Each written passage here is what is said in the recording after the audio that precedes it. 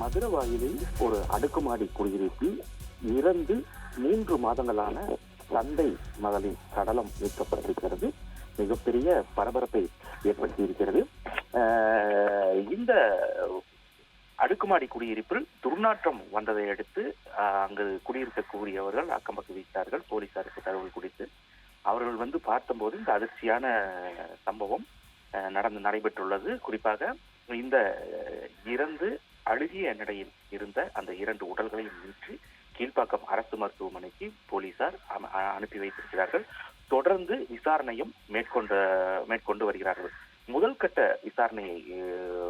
விசாரணையின் போது சில தகவல்கள் வெளியாகி இருக்கிறது.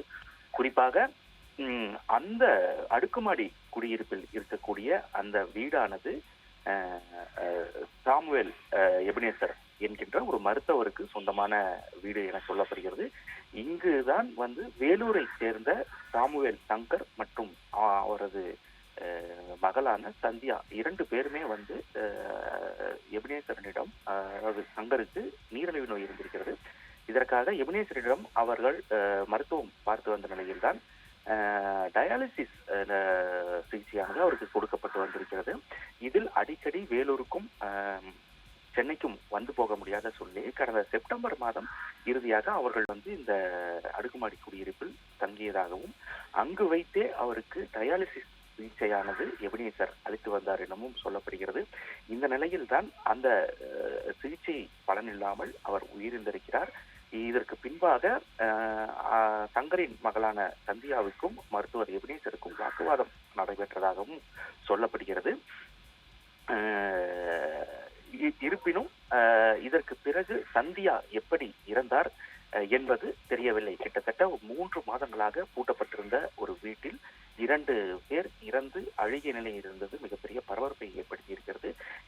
இதன் அடுத்துதான் போலீசாரின் சந்தேக பார்வையானது மருத்துவர் எபினேசர் மீது விழுந்ததை அடுத்து அவரை காவல் நிலையம் அழைத்து சென்று விசாரணை நடத்தி வருகிறார்கள்.